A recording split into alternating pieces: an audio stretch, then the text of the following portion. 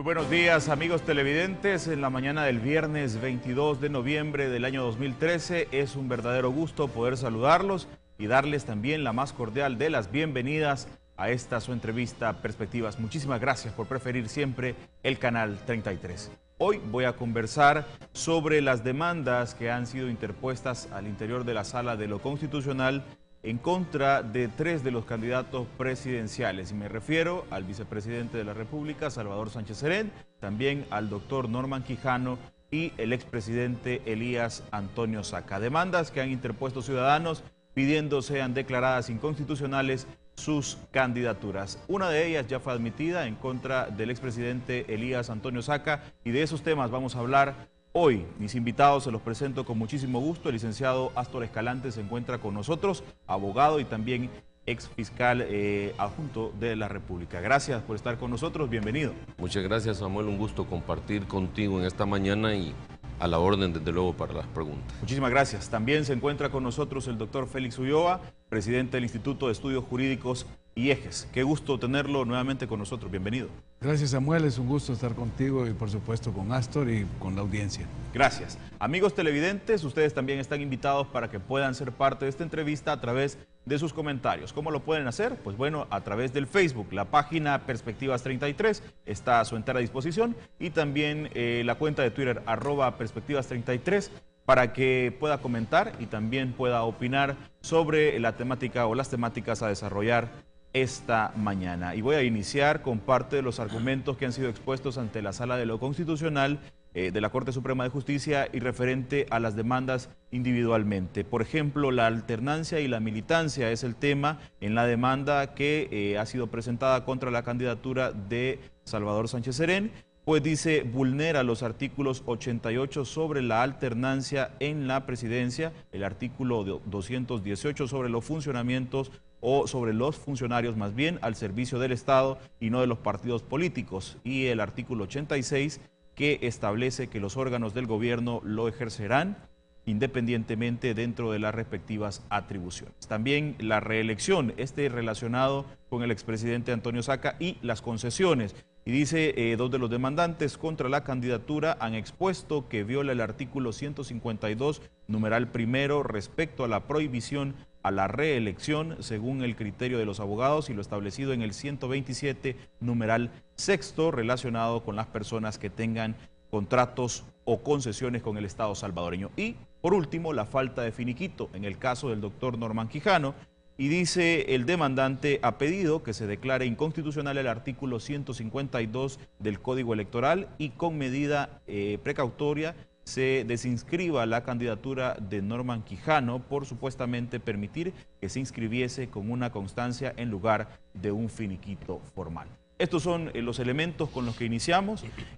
Bueno, uno de ellos ya fue admitido, una de estas demandas ya fue admitida, y la relacionada con el expresidente Antonio Saca. Pero, ¿qué podemos o cómo podemos iniciar esta plática partiendo de que hay demandas de inconstitucionalidad en contra de candidatos presidenciales al interior de la Sala de lo Constitucional? Doctor. Bueno, mira, en principio yo creo que vale la pena hacer pues una reflexión en torno al significado de estas demandas, del momento en que se presentan y cuáles podrían ser eventualmente los efectos de un fallo, no solo admitiéndola, sino dándole la razón a los impetrantes, a los demandantes. Es decir, cómo esto impactaría dentro del proceso eleccionario y dentro del proceso democrático. Creo que ese es el contexto en el cual se deben de analizar estas iniciativas, estas acciones ciudadanas. Por una parte, creo que los ciudadanos que han decidido activar la jurisdicción constitucional se han cuidado de buscar el fundamento dentro de la Constitución para sustentar sus alegatos y pedir la inconstitucionalidad de cada una de las 3 candidaturas. Si hacemos una lectura literal del texto constitucional, o como dicen los constitucionalistas, usando el método exegético de interpretación de la Constitución, veríamos de que en el primer caso que tú mencionabas, en el de la alternabilidad en el ejercicio de la presidencia y la no reelección que está prohibida por el artículo 88, el vicepresidente de la República no podría optar a la reelección, porque está totalmente claro en la Constitución cuando dice que todos los requisitos y todas las prerrogativas y todo lo que es aplicable al presidente de la República le es por consiguiente al vicepresidente de la República. Por lo tanto, si el presidente no puede reelegirse porque está prohibida la reelección inmediata, pues tampoco podría hacerlo el vicepresidente. Entonces, si vamos buscando estas formas así literales de ver la Constitución, vamos a ir encontrando este tipo de escollos. Lo mismo en el caso de los finiquitos. El artículo 127, numeral segundo de la Constitución, habla de que quienes hayan manejado o administrado fondos públicos y quieran presentarse a un cargo de elección popular, sea presidente o diputado, deben de tener un finiquito de sus cuentas. No habla de un documento sustitutivo. Entonces, una lectura también literal, exegética, impediría que una persona que no tiene el finiquito pueda participar como candidato. Y lo mismo en el caso de las concesiones, que es el caso más emblemático, porque es el que la Sala ha aceptado, aunque también se habla ahí del periodo presidencial, que hay una confusión en la interpretación del inciso primero del artículo 152, y por lo tanto, pues, la Sala, al momento de emitir un fallo definitivo, porque lo que ha hecho ahora, como tú dices, es admitir una demanda de todas las que hay, posiblemente este día viernes, que son los días miércoles y viernes que la Sala ven estos casos, no pueda dar alguna otra información sobre el resto de demandas. Entonces, yo creo que al momento de fallar, la Sala tiene que ver ese contexto, es decir, las constituciones, y estos son métodos de interpretación constitucional, no se rigen exclusivamente por el texto de la disposición constitucional. Es más, el artículo 268 de nuestra Constitución establece que como fuente fidedigna para la interpretación constitucional se tomarán la exposición de motivos de la Constitución, o sea, las discusiones que tuvieron los constituyentes al momento de estar debatiendo las normas constitucionales en 1982-83, y que las versiones magnetofónicas o audiovisuales se tomarán como fuentes fidedignas. Entonces hay que recurrir a la fuente en muchos casos, y a mí me ha tocado personalmente acudir a esa fuente para presentar demandas de inconstitucionalidad, y la Sala ha tomado este criterio, que es el criterio histórico, o sea, el método histórico de interpretación. Por lo tanto, yo creo pues que la Sala tiene frente a sí un desafío enorme, en el cual va a tener que trascender el simple texto constitucional que han presentado los demandantes y buscar en el contexto y en el momento histórico cómo fallar, de tal manera que los valores superiores de democracia, de constitucionalismo y privilegiando un Estado de Derecho le den al país lo que los ciudadanos y el soberano, que es el pueblo, queremos. Es decir, formas democráticas, pacíficas de resolver dentro de un proceso electoral las de distintas ofertas electorales que haya, y escoger a los gobernantes o los representantes en elecciones libres y periódicas, como manda el derecho internacional y el derecho constitucional nuestro. El tema de las concesiones, el tema de la reelección o alternancia y el de un finiquito están en discusión.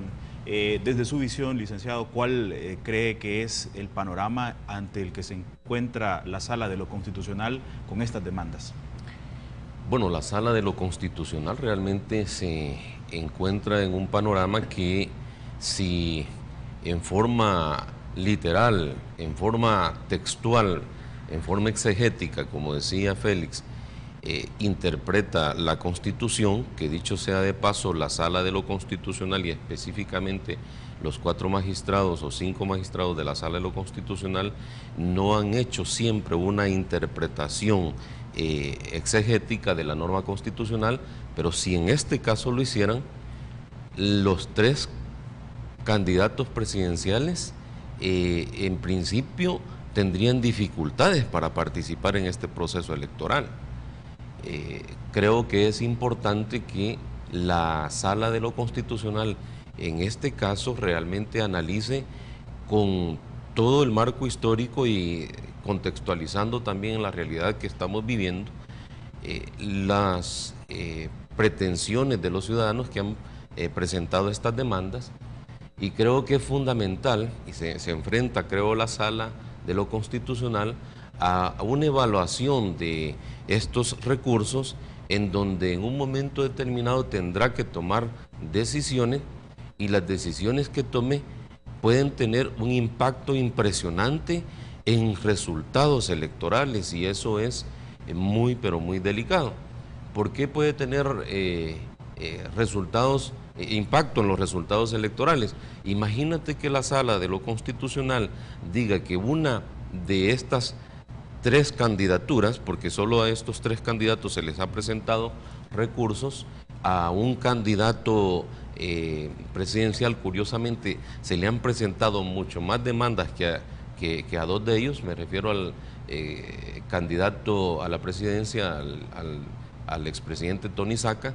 Le han presentado por lo menos 4 o 5 recursos, y si la Sala en un momento determinado se decantara por no solo admitir un recurso, sino pronunciarse por la inconstitucionalidad de una candidatura, en principio está dejando solamente 2 candidatos.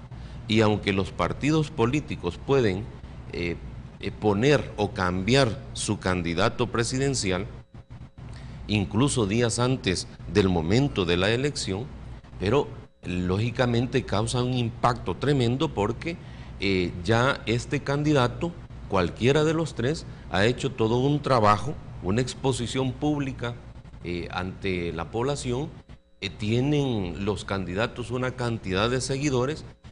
Hay personas que han decidido ya su voto, hay personas que han dicho, bueno, vamos a votar por Unidad, o vamos a votar por Arena, o vamos a votar por el FMLN, o vamos a votar por los otros movimientos políticos, y estas personas en un momento determinado serían como defraudadas también, o impactadas ante una noticia tan grande como es.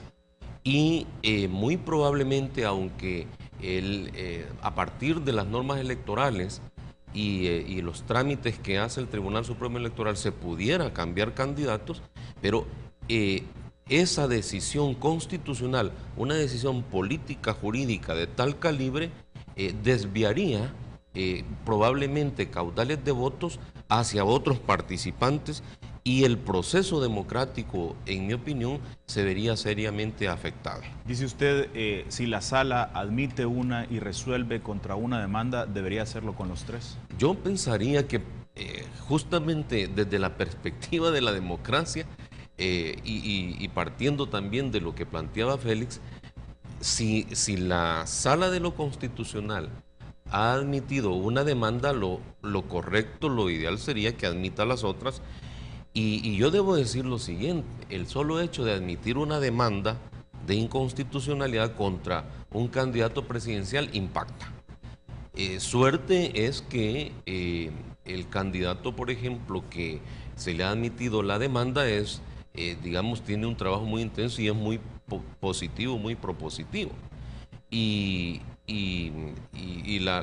digamos, el trabajo que está haciendo el movimiento ciudadano, cívico, político, Unidad, es bastante intenso, y como que la noticia les ha causado mayor motivo para continuar trabajando. Ojalá que la Sala de lo Constitucional tuviera, digamos, un criterio equitativo, porque en un momento determinado incluso esta decisión de admisión solo de un candidato hasta podría tener otro tipo de lecturas. Y vamos a profundizar, amigos televidentes, al regresar de la primera pausa comercial. No le cambie y también siga participando de esta entrevista con sus comentarios.